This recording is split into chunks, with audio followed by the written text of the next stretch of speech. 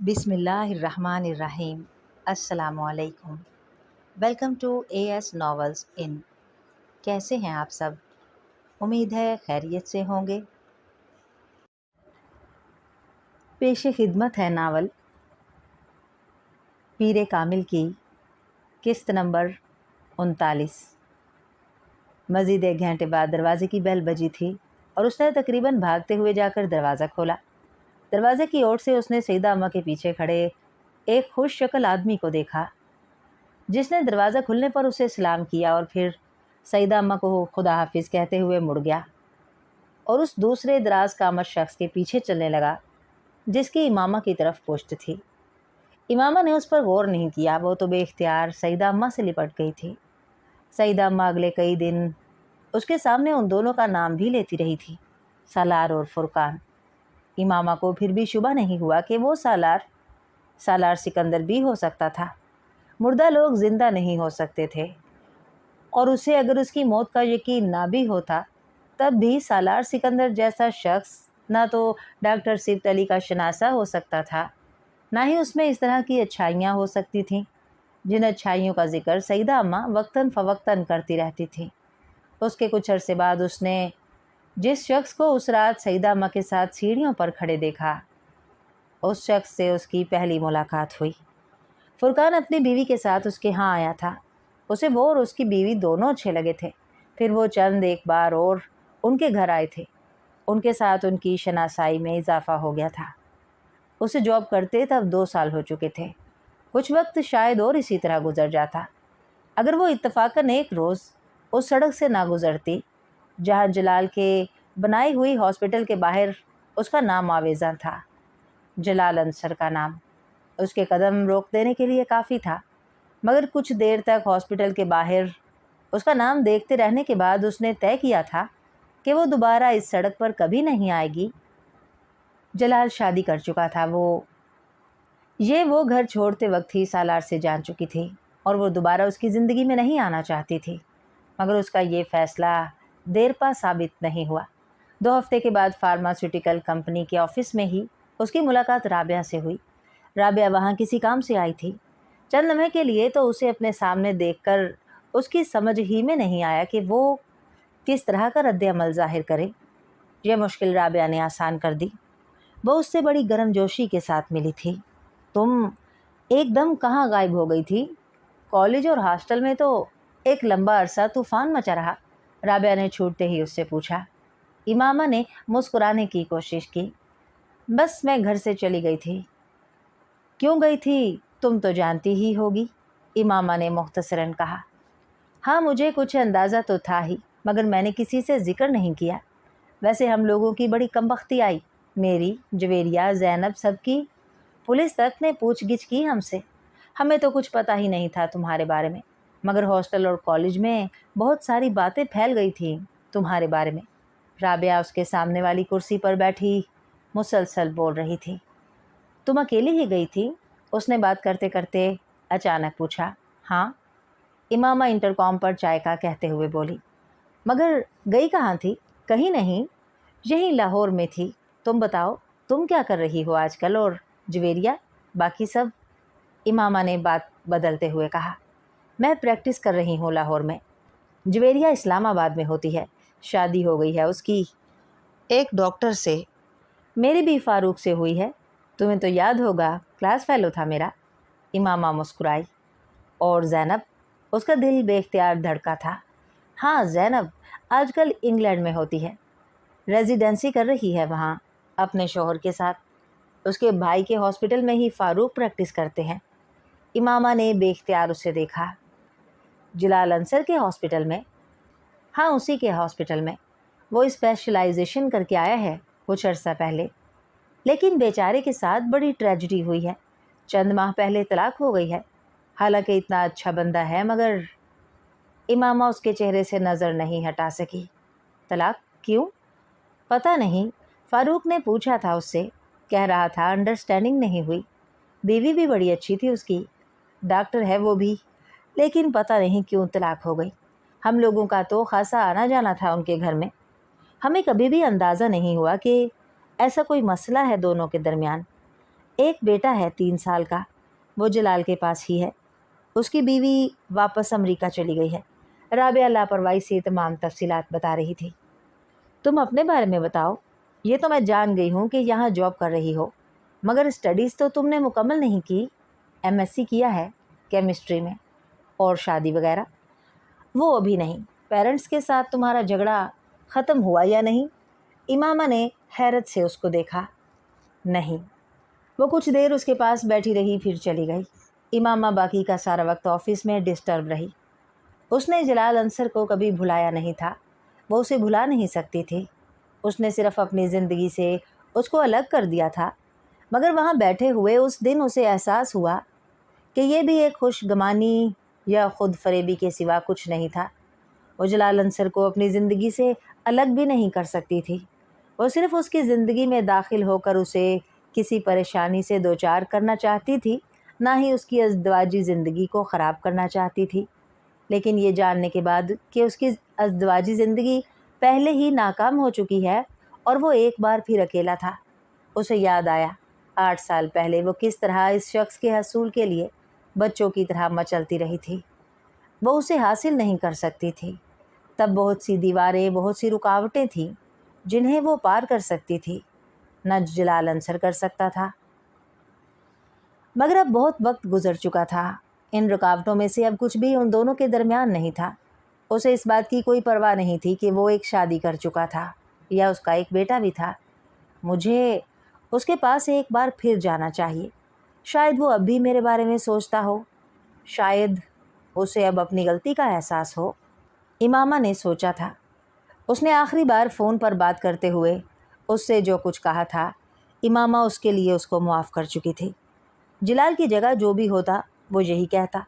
صرف ایک لڑکی کے لیے تو کوئی بھی اتنے رسک نہیں لیتا، اور پھر اس کا کیریئر بھی تھا جسے وہ بنانا چاہتا تھا۔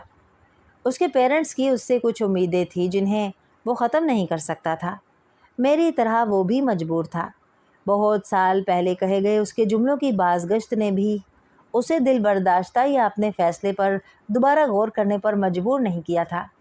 مجھے اس کے پاس جانا چاہیے۔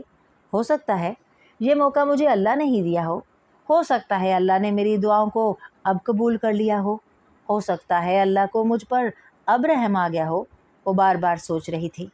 ورنہ اس طرح اچانک رابعہ میرے سامنے کیوں آ جاتی؟ مجھے کیوں یہ پتہ چلتا کہ اس کی بیوی سے علیحدگی ہو چکی ہے؟ ہو سکتا ہے اب میں اس کے سامنے جاؤں تو وہ فیصلہ کر چکی تھی۔ وہ جلال انصر کے پاس دوبارہ جانا چاہتی تھی۔ میں ڈاکٹر جلال انصر سے ملنا چاہتی ہوں، امامہ نے ریسیپشنسٹ سے کہا۔ اپوائنٹمنٹ ہے آپ کی؟ اس نے پوچھا۔ نہیں، اپوائنٹمنٹ تو نہیں ہے۔ پھر تو وہ آپ سے نہیں مل سکیں گے۔ اپوائنٹمنٹ کے بغیر وہ کسی پیشنٹ کو نہیں دیکھتے، اس نے بڑے پروفیشنل انداز میں کہا۔ میں پیشنٹ نہیں ہوں، ان کی دوست ہوں، امامہ نے کاؤنٹر پر ہاتھ رکھتے ہوئے مدھم آواز میں کہا۔ ڈاکٹر صاحب جانتے ہیں کہ آپ اس وقت ان سے ملنے آئیں گی؟ ریسیپشنسٹ نے اسے غور سے دیکھتے ہوئے کہا۔ نہیں، اس نے چند لمحوں کی خاموشی کے بعد کہا۔ 1 منٹ، میں ان سے پوچھتی ہوں، اس نے ریسیور اٹھاتے ہوئے کہا۔ آپ کا نام کیا ہے؟ وہ اس کا چہرہ دیکھنے لگی۔ آپ کا نام کیا ہے؟ اس نے اپنا سوال دہرایا۔ امامہ ہاشم۔ اسے یاد نہیں اس نے کتنے سالوں بعد اپنا نام لیا تھا۔ سر، کوئی خاتون آپ سے ملنا چاہتی ہیں، وہ کہہ رہی ہیں کہ آپ کی دوست ہیں۔ امامہ ہاشم نام ہے ان کا۔ دوسری طرف سے جلال کی گفتگو سنتی رہی۔ Okay sir. پھر اس نے ریسیور رکھ دیا۔ آپ اندر چلی جائیں، ریسیپشنسٹ نے مسکراتے ہوئے اس سے کہا۔ وہ سر ہلاتے ہوئے دروازہ کھول کر اندر چلی گئی۔ جلال انصر کا ایک مریض باہر نکل رہا تھا اور وہ خود اپنی میز کے پیچھے کھڑا تھا۔ امامہ نے اس کے چہرے پر حیرت دیکھی تھی۔ وہ اپنے دھڑکتے دل کی آواز باہر تک سن سکتی تھی۔ اس نے جلال انصر کو 8 سال اور کتنے ماہ کے بعد دیکھا تھا۔ امامہ نے یاد کرنے کی کوشش کی، اسے یاد نہیں آیا۔ واٹ اے پلیزنٹ سرپرائز امامہ، جلال نے آگے بڑھ کر اس کی طرف آتے ہوئے کہا۔ مجھے یقین نہیں آ رہا، تم کیسی ہو؟ میں ٹھیک ہوں، آپ کیسے ہیں؟ وہ اس کے چہرے سے نظریں ہٹائے بغیر بولی۔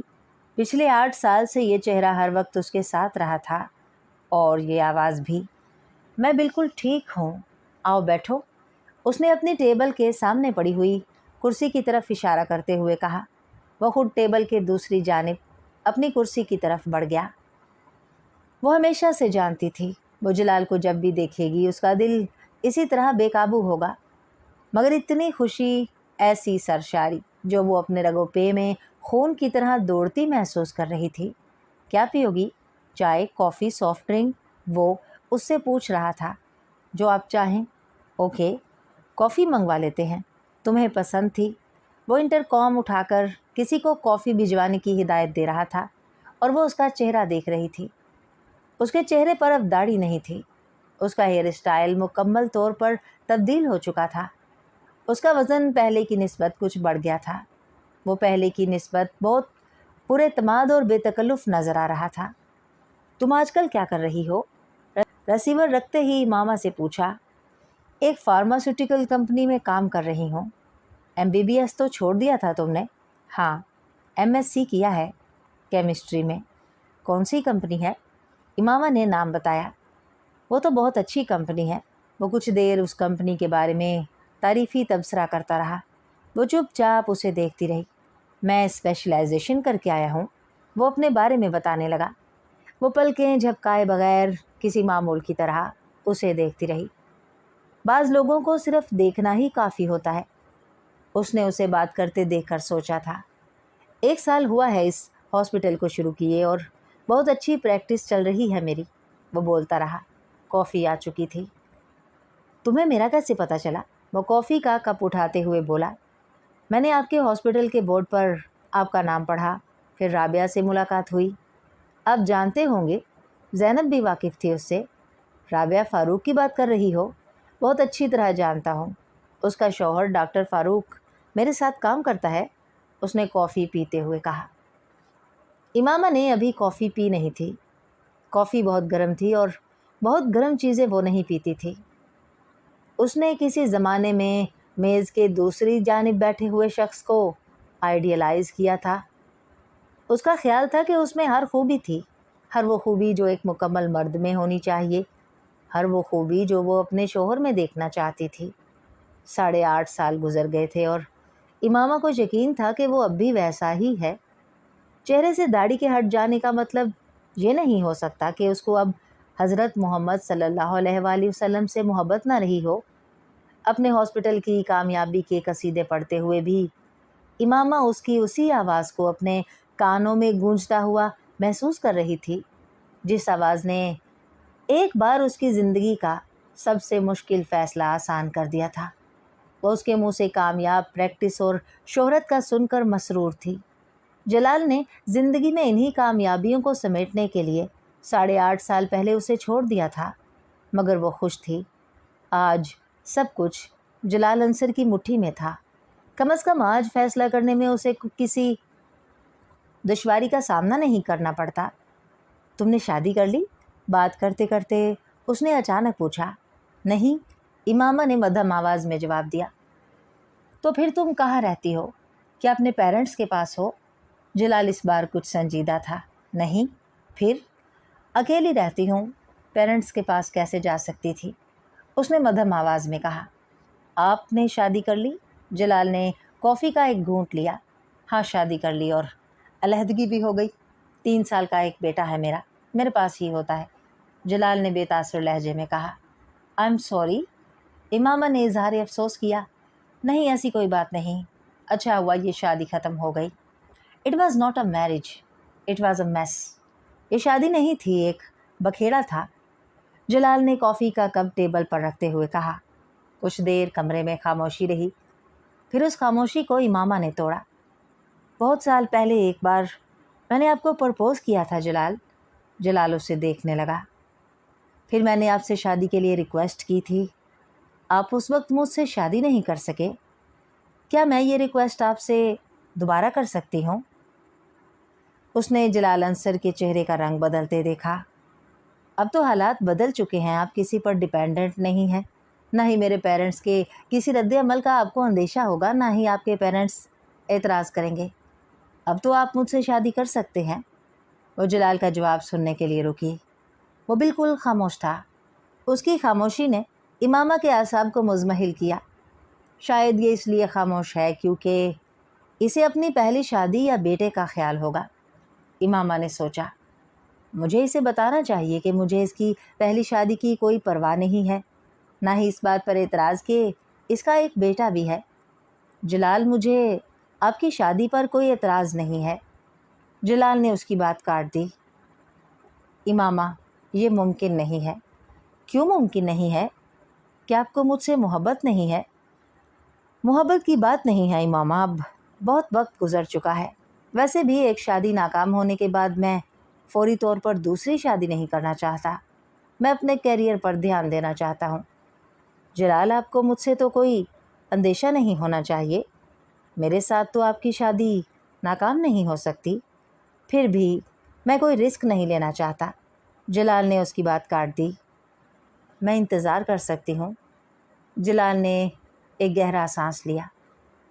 اس کا کوئی فائدہ نہیں ہے امامہ، میں اس پوزیشن میں نہیں ہوں کہ تم سے شادی کر سکوں۔ وہ دم سادھے اسے دیکھتی رہی۔ یہ شادی میں نے اپنی مرضی سے کی تھی، دوبارہ میں اپنی مرضی نہیں کرنا چاہتا۔ دوسری شادی میں اپنے پیرنٹس کی مرضی سے کرنا چاہتا ہوں۔ آپ اپنے پیرنٹس کو میرے بارے میں بتا دیں، شاید وہ آپ کو اجازت دے دیں، اس نے ڈوبتے ہوئے دل کے ساتھ کہا۔ نہیں بتا سکتا امامہ، دیکھو کچھ حقائق ہیں جن کا سامنا مجھے اور تمہیں بہت حقیقت پسندی سے کرنا چاہیے۔ میں اپنے لیے تمہارے جذبات کی قدر کرتا ہوں، اور اس میں کوئی شبہ نہیں کہ کسی زمانے میں بھی تمہارے ساتھ انوالو تھا، یا یہ کہہ لو کہ محبت کرتا تھا۔ میں آج بھی تمہارے لیے دل میں بہت خاص جذبات رکھتا ہوں اور ہمیشہ رکھوں گا، مگر زندگی جذبات کے سہارے نہیں گزاری جا سکتی۔ وہ رکا۔ امامہ کافی کے کپ سے اٹھتے دھوئیں کے پار اس کا چہرہ دیکھتی رہی۔ تم جب 7-8 سال پہلے اپنا گھر چھوڑ رہی تھی تو میں نے تمہیں سمجھایا تھا کہ اس طرح نہ کرو، لیکن تم نے اس معاملے کو اپنی مرضی سے ہینڈل کیا۔ اپنے پیرنٹس کو مجھ سے شادی کے لیے کنونس کرنے کی بجائے تم مجھے مجبور کرتی رہیں کہ میں تم سے چھپ کر شادی کر لوں۔ میں ایسا نہیں کر سکا اور نہ ہی یہ مناسب سمجھا۔ مذہب کی بات اپنی جگہ، مگر مذہب کے ساتھ معاشرہ بھی تو کوئی چیز ہوتا ہے جس میں ہم رہتے ہیں اور جس کی ہمیں پرواہ کرنی چاہیے۔ امامہ کو یقین نہیں آیا۔ وہ یہ سب اس شخص کے منہ سے سن رہی تھی جو تم تو چلی گئی، مگر تمہارے جانے کے بعد تمہارا اس طرح غائب ہو جانا کتنا بڑا اسکینڈل ثابت ہوا، اس کا تمہیں اندازہ نہیں۔ تمہارے پیرنٹس نے پریس میں یہ خبر نہیں آنے دی، مگر پورے میڈیکل کالج کو تمہارے اس طرح چلے جانے کا پتہ تھا۔ پولیس نے تمہاری بہت ساری فرینڈز اور کلاس فیلوز سے تمہارے بارے میں انویسٹیگیشن کی، زینب بھی اس میں شامل تھی۔ خوش قسمتی سے ہم بچ گئے۔ وہ اٹھ کھڑا ہوا۔ میں نے اتنے سال محنت کر کے اپنا مقام بنایا ہے، میں اتنا بہادر نہیں ہوں کہ میں تم سے شادی کر کے لوگوں کی چامگوئیوں کا نشانہ بنوں۔ میرا اٹھنا بیٹھنا ڈاکٹرز کی کمیونٹی میں ہے، اور امامہ ہاشم کی میری بیوی کے طور پر واپسی مجھے اسکینڈلائز کر دے گی۔ تم سے شادی کر کے میں لوگوں سے نظریں نہیں چرانا چاہتا۔ تم اتنے سال کہاں رہی ہو، کیسے رہی ہو، یہ سوال بہت اہم ہیں۔ میرے پیرنٹس کو تمہاری کسی بات پر یقین نہیں آئے گا، اور مجھے لوگوں کی نظروں میں اپنا یہ مقام برقرار رکھنا ہے۔ تم بہت اچھی ہو، مگر لوگ سمجھتے ہیں کہ تم اچھی لڑکی نہیں ہو، اور میں کسی اسکینڈلائزڈ لڑکی سے شادی نہیں کر سکتا۔ میں برداشت نہیں کر سکتا کہ کوئی یہ کہے کہ میری بیوی کا کردار اچھا نہیں ہے۔ آئی ہوپ تم میری پوزیشن سمجھ سکتی ہو۔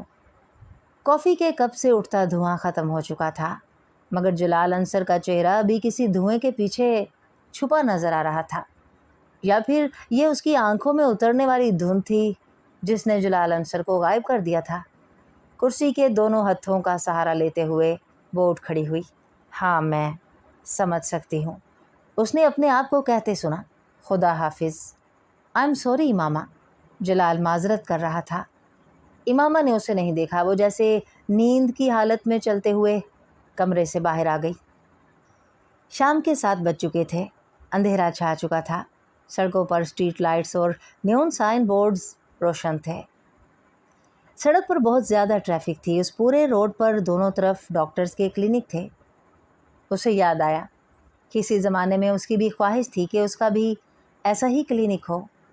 उसे ये भी याद था कि वो भी अपने नाम के आगे इसी तरह क्वालिफ़िकेशंस की एक लंबी लिस्ट देखना चाहती थी, बिल्कुल वैसे ही जिस तरह जलाल अंसर के नाम के साथ थी, बिल्कुल वैसे ही जिस तरह इस रोड पर लगे हुए बहुत से डॉक्टर्स के नाम के आगे थी।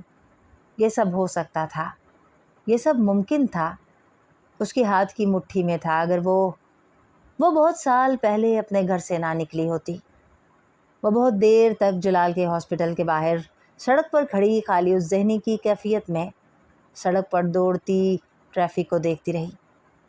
उसकी समझ में नहीं आ रहा था कि वो यहाँ से कहाँ जाए। उसने एक बार फिर मुड़कर हॉस्पिटल के माथे पर जगमगाते इलेक्ट्रिक बोर्ड पर डॉक्टर जलाल अंसर का नाम देखा। तुम अच्छी लड़की हो, मगर लोग तुम्हें अच्छा नहीं समझते। उसे चंद मिनट पहले कहे हुए उसके अल्फाज याद आए। वहाँ खड़े उसे पहली बार पता चला कि उसने अपनी पूरी ज़िंदगी एक तरफ़ा मोहब्बत में गुजारी थी। जलाल अंसर को उससे कभी मोहब्बत थी ही नहीं, ना 8.5 साल पहले, ना ही अब। उसको सिर्फ इमामा की ज़रूरत नहीं थी, उसके साथ मुंसलिक बाकी चीज़ों की भी ज़रूरत थी। उसका लंबा चौड़ा फैमिली बैकग्राउंड, सोसाइटी में उसके ख़ानदान का नाम और मर्तबा, उसके ख़ानदान के कॉन्टैक्ट्स, उसके ख़ानदान की दौलत, जिसके साथ नथी होकर वो जंप लगाकर रातों रात अपर क्लास में आ जाता। और वो इस खुश फहमी में मुब्तला रही कि वो सिर्फ उसकी मोहब्बत में मुब्तला था। उसका ख्याल था कि वो एक बार भी उसके किरदार के हवाले से कोई बात नहीं करेगा। वो कम अज़ कम ये यकीन ज़रूर रखेगा कि वो गलत रास्ते पर नहीं चल सकती। मगर वो फिर गलत थी। उसके नज़दीक वो स्कैंडलाइज्ड लड़की थी, जिसके दिफा में अपनी फैमिली या दूसरे लोगों से कुछ कहने के लिए उसके पास कोई लफ्ज़ नहीं था। 8.5 साल पहले घर छोड़ते हुए वो जानती थी कि लोग उसके बारे में बहुत कुछ कहेंगे।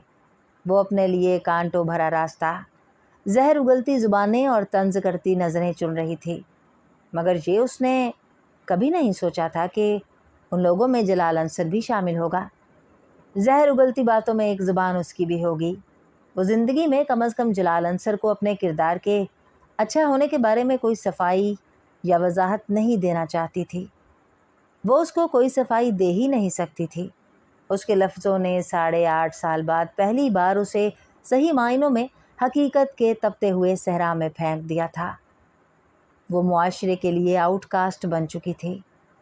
तो इमामा हाशिम, ये है तुम्हारी औकात, एक स्कैंडलाइज्ड और दागदार लड़की।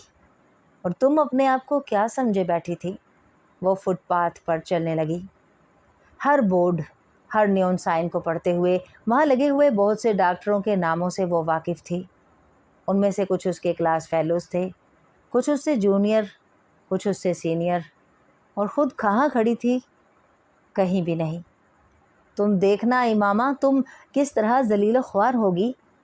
तुम्हें कुछ भी नहीं मिलेगा, कुछ भी नहीं। उसके कानों में हाशिम मुबीन की आवाज़ गूंजने लगी थी। उसने अपने गालों पर सयाल मादे को बहते महसूस किया। आसपास मौजूद रोशनियां अब उसकी आंखों को और चुंधियाने लगी थीं। जलाल अंसर बुरा आदमी नहीं था, बस वो नहीं था जो समझकर वो उसकी तरफ गई थी।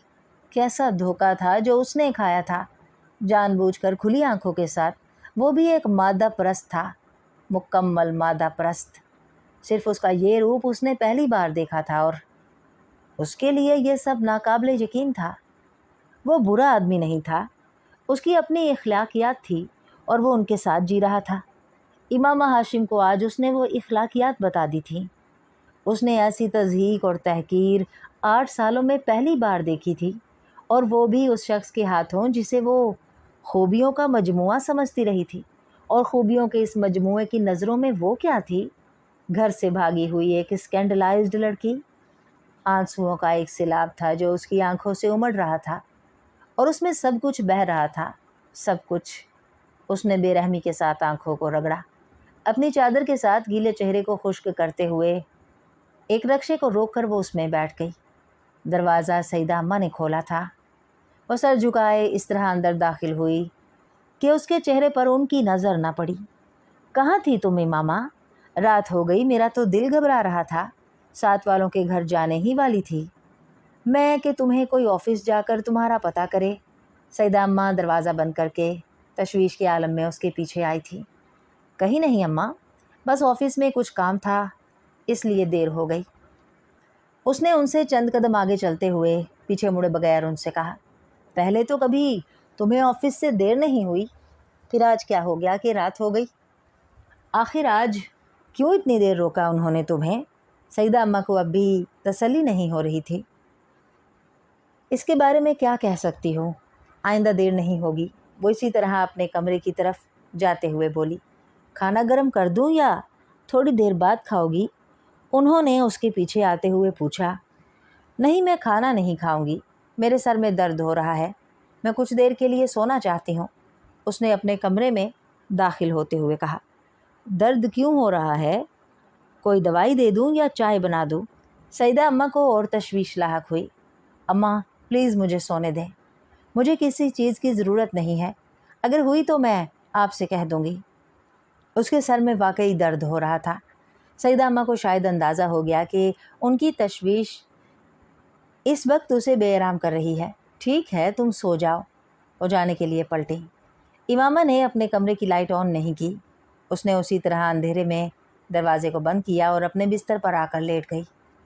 اپنا کمبل کھینچ کر اس نے سیدھا لیٹتے ہوئے اپنی آنکھوں پر بازو رکھ لیا۔ وہ اس وقت صرف سونا چاہتی تھی، وہ کچھ بھی یاد نہیں کرنا چاہتی تھی، نہ جلال انصر سے ہونے والی کچھ دیر پہلے کی گفتگو، نہ ہی کچھ اور۔ وہ رونا بھی نہیں چاہتی تھی، وہ اپنے مستقبل کے بارے میں سوچنا بھی نہیں چاہتی تھی۔ اس کی خواہش پوری ہو گئی تھی۔ اسے نیند کیسے آ گئی یہ وہ نہیں جانتی تھی، مگر وہ بہت گہری نیند سوئی تھی۔ وہ اس سے 3 قدم آگے کھڑا تھا، اتنا قریب کہ ہاتھ بڑھاتی تو اس کا کندھا چھو لیتی۔ وہاں ان دونوں کے علاوہ اور کوئی نہیں تھا۔ وہ اس کے کندھے سے اوپر خانہ کعبہ کے کھلتے ہوئے دروازے کو دیکھ رہی تھی، اور نور کے اس سیلاب کو دیکھ رہی تھی جس نے وہاں موجود ہر چیز کو اپنی لپیٹ میں لینا شروع کر دیا تھا۔ وہ خانہ کعبہ کے غلاف پر تحریر آیات کو بآسانی دیکھ سکتی تھی۔ وہ آسمان پر موجود ستاروں کی روشنی کو یکدم بڑھتے محسوس کر سکتی تھی۔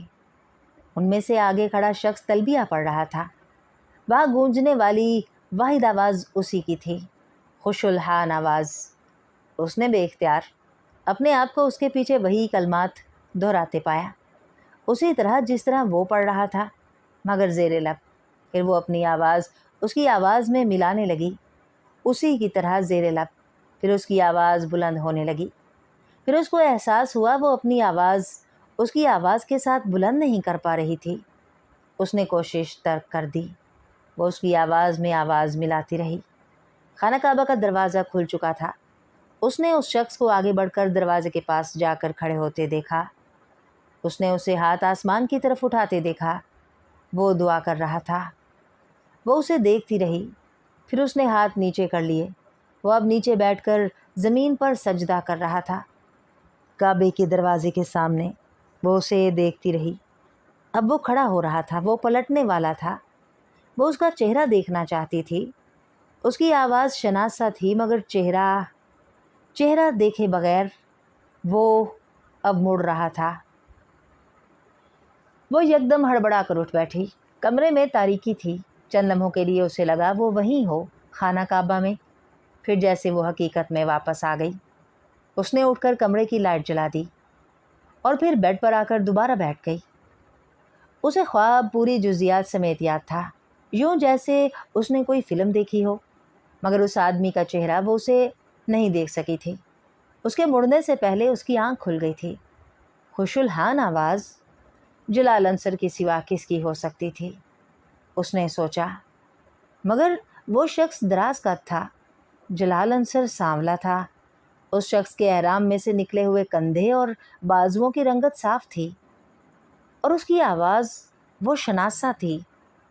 وہ یہ پہچان نہیں پا رہی تھی کہ وہ جلال کی آواز تھی یا کسی اور کی۔ خواب بہت عجیب تھا، مگر اس کے سر کا درد غائب ہو چکا تھا، اور وہ حیران کن طور پر پرسکون تھی۔ اس نے اٹھ کر کمرے کی لائٹ آن کی۔ وال کلاک 1 بجا رہا تھا۔ امامہ کو یاد آیا وہ رات کو عشاء کی نماز پڑھے بغیر ہی سو گئی تھی۔ اس نے کپڑے بھی تبدیل نہیں کیے تھے۔ نہ ہی سونے سے پہلے وضو کیا تھا۔ اس نے کپڑے تبدیل کیے اور اپنے کمرے سے باہر آ گئی۔ سیدہ اماں کے کمرے میں روشنی نہیں تھی، وہ سو رہی تھی۔